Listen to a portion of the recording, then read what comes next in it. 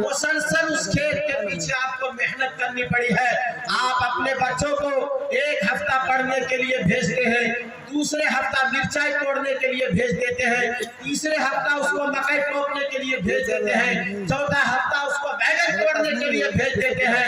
جب آپ اپنے بچوں کے پیچھے تسلسل کے ساتھ محنت نہیں کریں گے، اس کو تسلسل کے ساتھ مکتب نہیں بھیجیں گے، تو آپ کا بچہ ہرگز کامیاب نہیں ہو سکتا ہے، نہیں ہو سکتا ہے۔ آج ہمارے سماج کی یہ حقیقت ہے کہ ہم نے اپنے بچوں کو تعلیم سے دور کر دیا ہے، اپنے بچوں کو قرآن نہیں پڑھاتے۔ آپ نکاح کی مجلس میں دولہے بابو کو کلمہ پڑھایا جاتا ہے، یہ کون سا رسم و رواج ہے؟ شریعت میں اس کی اجازت نہیں ہے، لیکن مولوی صاحب مجبور ہے، ماحول اور سماج نے اس کو اس قدر جکڑ لیا ہے کہ جس مجلس کے اندر قاضی نکاح دولہے بابو کو کلمہ نہ پڑھائے تو یہ سمجھا جاتا ہے کہ اس دولہے بابو کا نکاح ہی نہیں ہوا، حالانکہ یہ غلط ہے۔ کلمہ پڑھ کر کے وہ بچے وہ بچپن میں مسلمان ہو چکا ہے، تب نہ آج مسلم لڑکی سے اس کا نکاح ہو رہا ہے، نکاح ہو رہا ہے۔ نکاح کے وقت بچے کو اس دولہے بابو کو کلمہ پڑھایا جائے، لا الہ الا اللہ، ادھر سے آواز آتی ہے الہ الہ۔ میرے بھائیوں، یہ نوبت کیوں کر آئی؟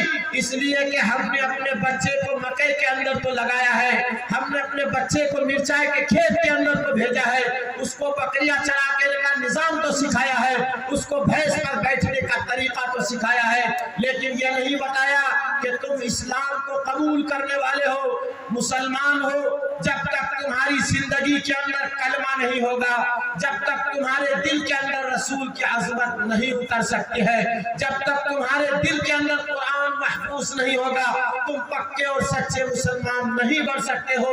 میرے بھائیوں، اللہ کا نبی ارشاد فرماتا ہے کل میدان محشر کے اندر بہت سارے لوگ کھڑے ہوں گے، امیر بھی ہوں گے، غریب بھی ہوں گے، علاقے کے ذمہ دار اور رئیس لوگ بھی ہوں گے، مرد حضرات بھی ہوں گے۔ ایک حافظ قرآن کو بلایا جائے گا اور اس سے کہا جائے گا کہ تم اپنے خاندان کے ایسے 10 لوگوں کے حق میں سفارش کرو جن کے اوپر جہنم واجب ہو چکی ہے، میں تمہاری سفارش کے صدقے ان کو جنت عطا فرما دوں گا۔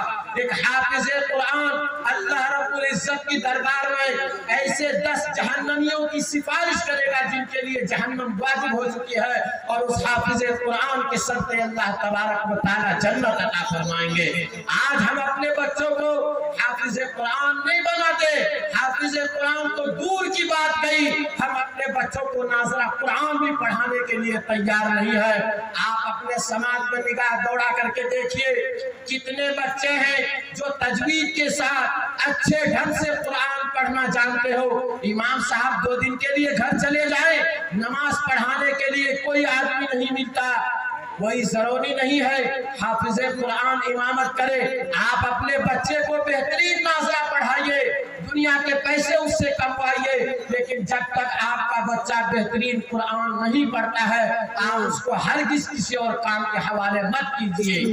میرے بھائیوں، 8 سال 10 سال کی عمر تک کے بچوں کو ہم نے دیکھا ہے اپنے سماج کے بڑے بڑے لوگ، سمجھدار لوگ، پڑھے لکھے لوگ 10 سال کے بچوں سے مزدوری کرواتے ہیں، 10 سال کے بچوں سے مکئی پلواتے ہیں۔ میرے بھائیوں، جب ایک 10 سال کا بچہ مکئی پیرنے کے لیے جائے گا تو بچائیے اس کے ذہن و دماغ کے اندر پیسہ اترے گا یا قرآن کی عظمت اترے گی؟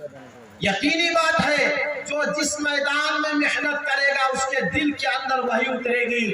میرے بھائیوں، میں ایک پیغام آپ کو دے کر کے جا رہا ہوں کہ آپ 14 سال تک کے بچوں سے ہرگز کوئی کام مت لیجئے، چاہے وہ بیٹا ہو چاہے وہ بیٹی ہو، ان کو پڑھانے کا انتظام کیجئے۔ آپ اپنی مسجد میں 50 روپیہ ماہانہ دیتے ہیں، مسجد آپ کو جمعے کا امام فراہم کرتا ہے، جمعے کا بیان مسجد آپ کو دیتی ہے، امام جنازہ پڑھاتا ہے، امام آپ کا نکاح پڑھاتا ہے، امام آپ کے بچوں کو پڑھاتا ہے۔ 50 روپیہ میں 1.5 روپیہ مہینہ کر کے پڑھا، 1.5 روپیہ کچھ پیسہ مہینہ کر کے پڑھتا ہے، دن کر کے پڑھتا ہے۔ ایک دن میں آپ اپنے بچوں پر 2 روپے بھی اگر تعلیم پر خرچ نہیں کر سکتے ہیں تو پھر آپ کس قابل ہیں؟ آپ 5 روپے کا پان کھا کر کے تھوک دیتے ہیں، 5 روپے کی چائے پی کر کے کپ کو آپ جو ہے کہ نالا کے اندر پھینک دیتے ہیں۔ آپ अपने पॉकेट खर्च में तकरीबन 50 रुपया पॉकेट खर्च आपका है। आप एक दिन में पॉकेट खर्च 50 रुपए कर रहे हैं और अपने बच्चे की तालीम पर, जो कल आपको जन्नत दिलाने वाला है, उस पर 2 रुपए भी खर्च करने के लिए तैयार नहीं। बात क्या कर रहे हैं? आप कहाँ हैं? दुनिया कहाँ से कहाँ चली गई। लेकिन तालीम का मुसलमानों में कोई इंतजाम नहीं है, कोई नज्म नस्ल नहीं है। मेरे भाइयों, अपने बच्चों को दीन सिखाइए, अपने बच्चों को कलमा सिखाइए, अपने बच्चों को कुरान पढ़ाइए, मकतब के निजाम को मजबूत बनाइए, उसके लिए अपना जान और माल लगाइए, पैसा खर्च कीजिए। एक इमाम से ना हो 2 हाफिज कुरान को रखिए जो आपके बच्चों को बेहतरीन अंदाज में कुरान पढ़ सके।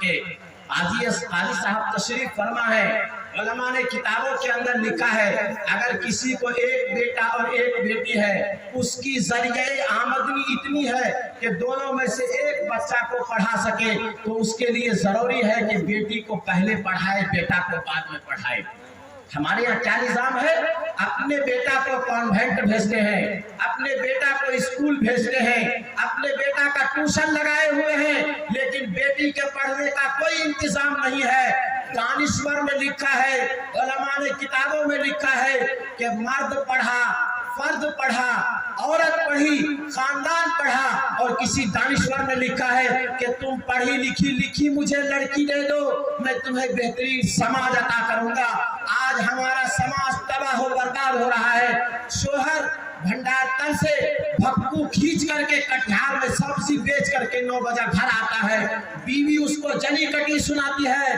क्यों? इसलिए कि उसको मालूम नहीं है शोहर का मकाम क्या है। शोहर का मकाम और मर्तबा ये है, अल्लाह का नबी इरशाद फरमाता है कि अगर अल्लाह तबारक व तआला किसी को गैरुल्लाह के सजदा की इजाजत देते तो बीवी को हुक्म होता कि वो अपने शोहरों को सजदा किया करें। ये मकाम और मर्तबा शरीयत ने शोहर को अता फरमाया है। और शोहर को एक तरफ इस बात की तालीम दी गई, वाशिरुहुन्ना बिल मारूफ, अपनी बीवियों के साथ भलाई का मामला करो, खुश उसलूबी का मामला करो, नरमी का मामला करो, उनको अच्छे ढंग से अपने घर के अंदर रखो।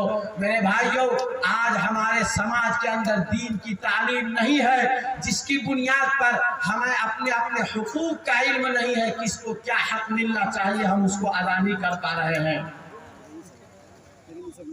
अल्लाह तबारक व तआला ने कुरान करीम जैसी दौलत जिस अहले ईमान को अता फरमाया हो, उसका बच्चा कुरान से महफूज, कुरान से जो है कि दूर।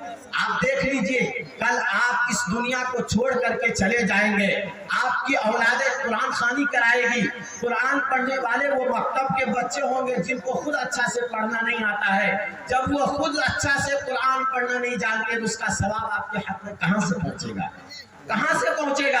आज हमारे समाज की हकीकत है कि हम अपने बच्चों को कुरान पढ़ाना नहीं चाहते हैं। मेरे भाइयों, अगर हम चाहते हैं कि हम समाज के अंदर इज्जत की जिंदगी जिए और हमारी औलाद सर ऊंचा करके समाज के अंदर जिंदगी गुजारे, तो जरूरत है इस बात की कि हम अपने बच्चों को कुरान की तालीम दिलाएं, मकतब की तरफ को उनका रुख करें। अल्लाह तबारक व तआला हमें अपने औलाद को बेहतरीन तालीम दिलाने की तौफीक नसीब फरमाए। वाखिर दावाना।